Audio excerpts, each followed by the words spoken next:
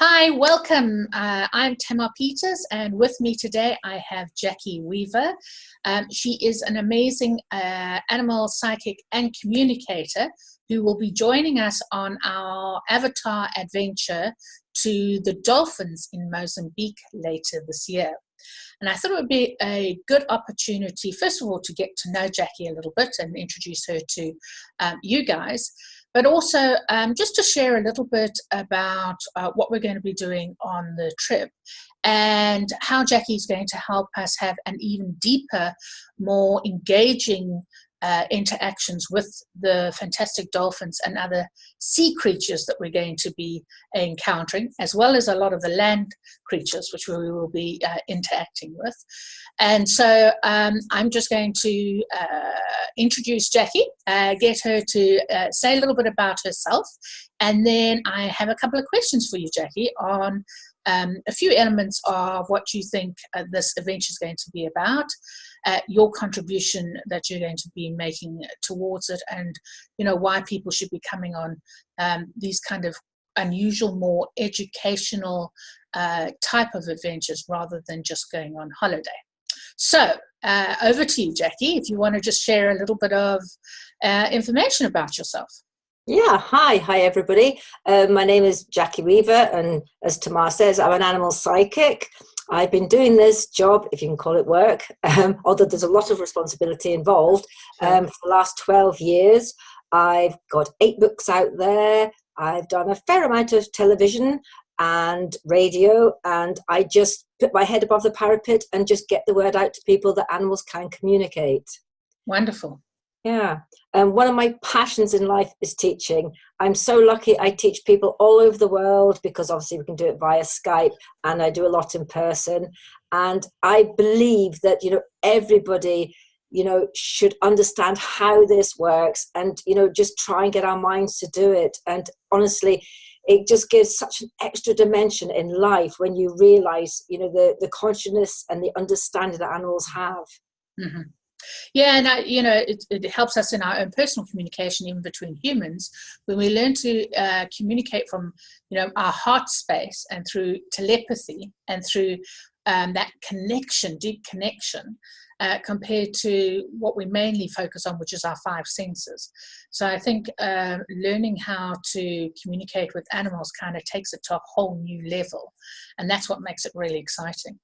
I know, and as I say, people are amazed. They get information and really? Say, yeah, you've just been given that information. And I can remember the first day I learned to do this. I'll never forget it. It was just my mind was blown. And with wild animals, I'm so intrigued to ask, because I spend my life never assuming anything, and I let the animals answer. So I know that we can ask questions, even down to sort of, why do whales get beached? What are we doing to affect the sonar? What are we doing? Why do dolphins act with people as they do? Why will they put their lives in danger to save people? And the bigger picture out there, I'm sure, is huge. And I just think it's going to be so wonderful. And I'm happy to, try and help anybody, communicate in the best way that they can so they can get the best experience. And I do keep things very simple the way I work, but I find it's effective. Absolutely, and I think it's some people say, oh, but it's a gift that some people have. It isn't. It's actually something we're all born with. The problem is that we tend to focus on the 5 senses because that's what we're taught to do in society, teaching, upbringing. All those influences focus on those 5 main senses. They don't focus on the intuition and the telepathy, which we all have. So it is a matter of practice and keep practicing. Yeah.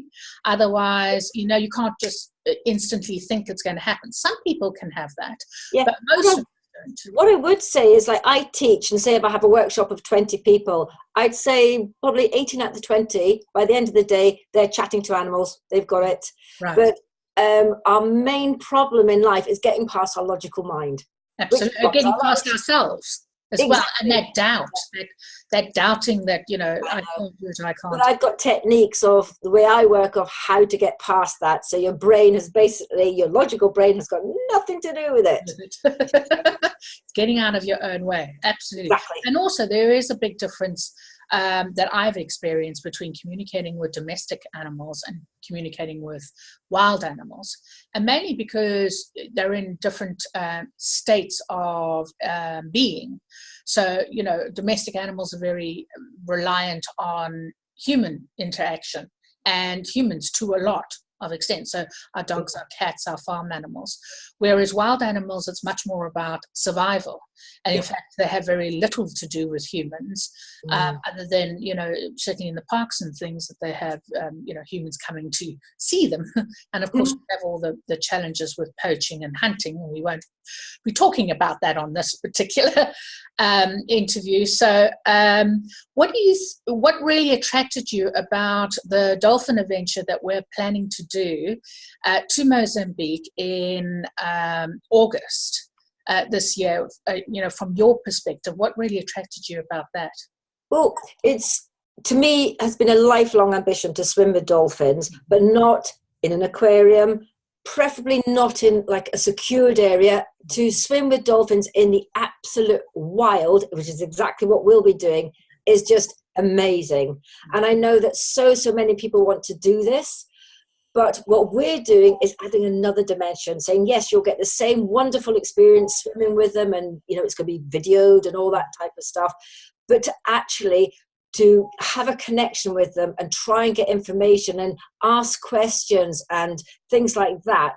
It's a unique experience. And also I love the fact it's not going to be like lots of tourists about and stuff.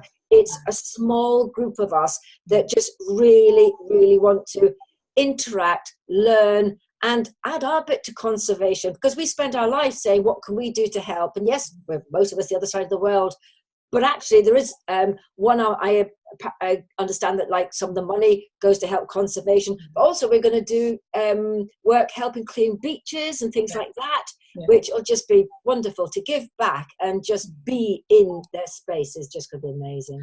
Absolutely. And the organization that we're using there is very aware and very proactive in ensuring that it's ethical tourism. So things, for instance, that we don't spend a lot of time in the water, don't allow us to spend a huge amount of time in the water. Also that, for instance, it is not advisable to reach out and touch the dolphins, or to try and chase the dolphins, to try and touch them, or anything like that. No, absolutely. That's very, very ethically based. Yeah. And in fact, I think that they've spent the last 30 years, trying to instill a code of conduct, not just, of course, for themselves, but for the whole of Mozambique and all the operators up and down the coast. Yeah. And we're going to be in the south coast, which is a very lucky thing for us, seeing as this recent cyclone hit Mozambique, but it was actually up in the northern side, and so thankfully didn't touch this area at all. But part of what we'll be doing is raising some funds that we can then donate to any of the local organizations that are helping with that awful. It's the worst Southern Hemisphere natural disaster ever. So we are desperately sad, that this has happened, and it not just affected, thousands of people, but of course all the animals too. As well. I know. And the plants and stuff. So really, really terrible. But we're very grateful that, we're going to be down south. We're going to do our little bit for giving back. So why do you think it's important for us to communicate with animals in any respect, but also the wild animals? Because, again, we think we know, us humans, like, oh, yes, we're told this and we're told that. But do you know something? When you ask an animal direct, or from wild animals, whatever, I've communicated with kangaroos, wallabies, and things, animals like that. And the information you get can be quite, amazing. And you just often, I'm like, whoa, I didn't expect that. And so, because I know we're also going on safari. So for people to, even I would say, like, say there's some lions or whatever, just to focus to them, ask them, what's important in their life. What do they want to teach us? What would they like us to know? Because, they don't get that much opportunity to tell people. So we're actually giving them a voice. And I found even with like domesticated animals, they can come up with some amazing, very clever information that we often go, I hadn't thought of that. Absolutely. And what we do tend to find with wild animals on our elephant adventure and the lion adventure we've done before, a couple of things. First of all, there is the collective information that they share with us about, a collective message for human beings, if you like. One of the main things that we've certainly picked up, and I've certainly experienced, is the incredible compassion they have for us as human beings, because I think they believe that we got the short straw when it came to choosing what living being we would be on this planet. Coming down as human beings is actually, they consider to be extremely challenging. And in fact, they have got so much compassion and empathy for us as a species. So it's really interesting. I mean, I even had a discussion with a giraffe who said, humans need to look after themselves. If they learn to look after themselves and their own species, they would then treat other species even better, which was a very interesting perspective. And so, he was saying, as much as you're concerned about us, know that you should be much more concerned about yourselves, because we're concerned about you as a species. Yeah. You're destroying the planet, you're disconnecting from nature. So that was a little bit of a wake-up call. That was not what I was expecting. Yeah. And that's the beauty of communication. Yeah. Things come into our mind, and as people, even they probably, some of them will communicate anyway, or have learned, or if not, I will teach them. But it does often sound like our own thoughts, but it's the information that you go, whoa, I would never have thought of that. Absolutely. That's the beauty of it. Also, just, communing with them, connecting heart to heart, being in space, quietening our mind, allowing that beautiful energetic connection really helps to change us inside. And we don't even need messages. We don't even need anything for it. It's us, giving ourselves, and then the time of our space and our energy. And a lot of the animals pick up that we're different, because, to normal people who are not doing animal communication, not coming from a heart space. So they tend to show up more, which is amazing. Yeah. And I just think to be in the water with them, again, giving energy, giving love. And I would, from my personal point of view, I would give them a huge apology for what people are doing and stuff. But we're, at that point of time, here to give you love and understanding and whatever. So it's just an incredible thought, and I'm absolutely delighted, because I know a lot of the coral reefs in the world have been wrecked, and there's coral reefs there, because I can scuba dive and I love snorkeling, and I just thought, what a joy to be able to see that. Yes, there's going to be lots of great opportunities to do, and also you don't need a huge skill of swimming, because we're not going out very far. I mean, we're not going scuba diving as such, but scuba diving. But snorkeling, just the world underneath water. It doesn't have to be very deep. And it's incredible the amount of life that you find under the seas. But then, we're going to go spend the day at the Maputo Special Reserve, which is a game reserve. We'll be out there the whole day.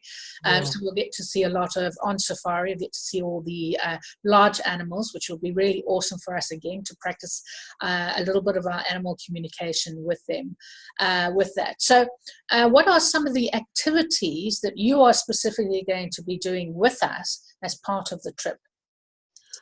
Well, I'm going to be teaching people how to communicate. Right. Also, probably that is how to get our minds into a really good space. So we're in we have a gentle inner confidence and a stillness and an understanding. And because everybody's different, people are very different in their ways. And then teaching you how to communicate. And I'm there to help anybody in any way that they need helped, and as I say, I appreciate that some people maybe find it very easy, some people might not find it so easy, and just to do what people want to do, because at the end of the day, the whole point of this is to enjoy and to just get, just precious moments that we will never forget. I know that I'll never forget. Absolutely. So, also, I think it's we'll do some training with people before the adventure happens, really helping them so they can go and practice and get at least to a certain point. But it's not a competition. It's not about who can do this the best or who isn't doing it. That is not what this is about. No, but also you find sometimes when you're in a collective amount of people that because the energy is up and we're all together, you often find it can be easier as well. So even pre-lessons, if they find, oh, this is a little bit difficult in a group setting, it's, you know, it's the energy just really, really well, helps. I think it's just great that they're going to have, 7 days access to you, an animal communicator that they can, ask questions about and get help with hands-on during that period. As well as I think we're going to do an exercise where we're going to get them to bring their own pet photos. Yes. And we're going to connect with them that way. Yes, we'll have a lovely time. I'll say to everybody, bring photos of all your animals, past and present. Right. So bring lots of spirit animals, whatever. And basically what we'll do is we'll connect with them, and then everybody gets to practice talking to other people's animals and stuff. And you just do more and more. And, it's just so lovely when you just start to realize, I can do this. I can do that. Wow, I got that. Yep. And also the connection for people to talk to their animals, them to be communicated with by lots of people. So that they can take back the experience that they learn there and apply it, into their home environment if they've got pets straight away. But also if they're going for a walk in the forest, with any wild animals that they can use those same techniques with. And we want to, help them to continue that journey after the trip. Yes. We'll also be we have an add-on trip, which we're going to be doing to the Kruger National Park. So just across the border. Of Mozambique into South Africa to the famous Kruger National Park. It's one of the largest game reserves in the world. And so we're absolutely assured over, I think it's a 4-day period, to see at least, the big main focus animals, but also tons and tons of other little animals. And I'm sure we'll have other opportunities to connect with them on that. But what do you think specifically why people should join this particular adventure compared to other safari or swimming with the dolphin adventures? Well, I would say the way that we're looking at this is we want people that are really wanting to connect with animals and have a high consciousness of, that animals are actually, far more superior really than we actually appreciate. And people go on, tourist things and swim with dolphins is fine, but they have actually got no realization of how precious and amazing the animals are. But what we're going to do is just go a level more, and it's an exclusive small group. When I teach, I don't have massive big workshops because I want people to learn personally and enjoy. And that is what I know that, you're organizing, that the attention to detail is how you work, and that's what we're offering to people, and that they will go away and basically I believe they wouldn't find anything else like this anywhere. No. It is quite unique, and especially in that location. And also to the level that we're doing it and the model in which our adventures are positioned, and that we want this to be a long-term relationship with people. This is not just a short-term one. And so we have we're building the Sacred Wildlife project platform at the moment. We'll be having a lot of free resources people can tap into on a regular basis that helps them with this journey, whether it be the dolphins or any other animals.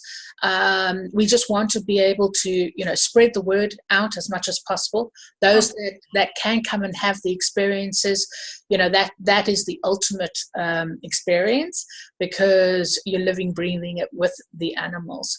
But yes, bringing in the animal communication at the level that we're going to be doing it. And it really doesn't, matter if people have had experience of it or not, or they're absolutely brand new to it. It won't exactly.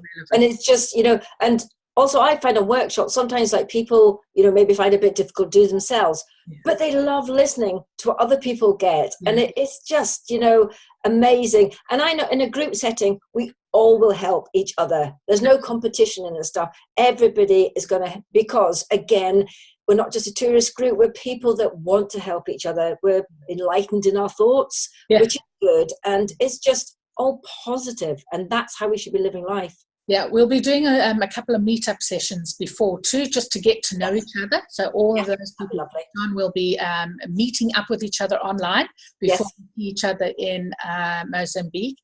And yes, you know, the dolphins, their energy too also brings the stuff up for us that we need to deal with and need to work through.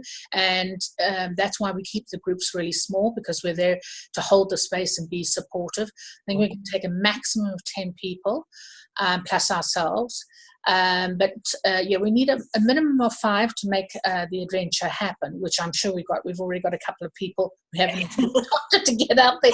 Not after any advertising or anything. I know. And also the beauty is that you have people repeating your trips. Yes, so that just shows how good it is.